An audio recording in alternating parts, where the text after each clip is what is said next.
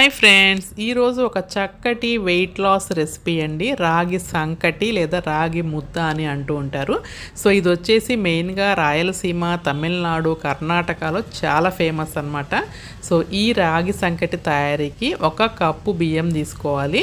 So ఇక్కడ జనరల్గా రాగి సంకటి అనేది రేషన్ బియ్యంతో చేస్తారండి. మీకు రేషన్ బియ్యం పడితే కనుక రేషన్ బియ్యం తీసుకోండి, లేదు అంటే నార్మల్గా మీరు ఇంట్లో వండుకునే బియ్యం యూస్ చేయొచ్చు.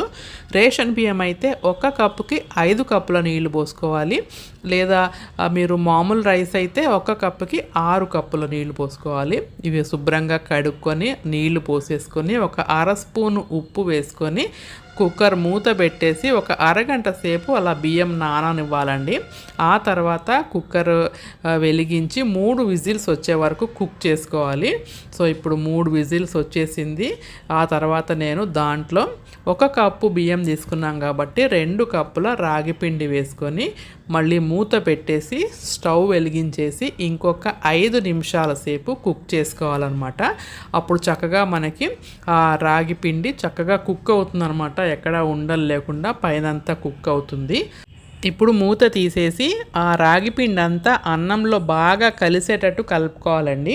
సో ఈ రాగులలో అండి చాలా ఎక్కువ శాతం మనకి కాల్షియము, ఐరన్, ప్రోటీన్, ఫైబరు, అలాగే మినరల్స్, ప్రోటీన్స్ చాలా పుష్కలంగా ఉంటాయి. అలాగే ఇది మనం ఈ రాగి సంకటి వచ్చేసి మధ్యాహ్నం లంచ్లో అయినా తీసుకోవచ్చు, లేదంటే నైట్ డిన్నర్కి బదులుగా అయినా తీసుకోవచ్చు. ఇది రోజు అయినా తీసుకోవచ్చు. ఏ ఏజ్ గ్రూప్ వాళ్ళు తిన్నా కూడా మంచిదే అండి.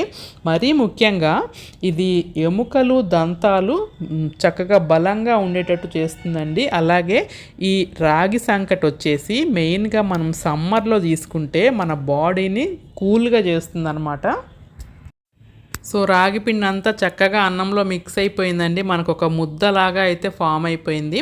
ఇప్పుడు కొంచెం వేడిగా ఉండగానే మీరు చేతులు తడుపుకొని ఒక ముద్దలాగా చేసుకోండి. సో నేనైతే ఒక గిన్నెలోకి తీసుకొని దాన్ని డీమోల్డ్ చేసి ఒక ముద్దలాగా నేను తయారు చేసుకుంటున్నాను. సో ఈ రాగి ముద్ద చూస్తుంటేనే నోరూరిపోతోంది చూడండి.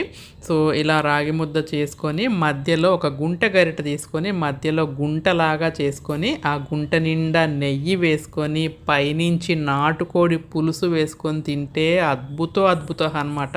సో నేనైతే నెయ్యి తినను కాబట్టి డైరెక్ట్గా నేను నాటుకోడి పులుసు వేసేసుకుంటున్నానండి. సో చాలా టేస్టీగా ఉంది. మీకు కూడా నచ్చితే ఒకసారి నేను చూపించిన స్టైల్లో తయారు చేసి ఎలా వచ్చిందో కామెంట్ చేయండి. హోప్ మీకు ఈ వీడియో నచ్చింది అనుకుంటాను.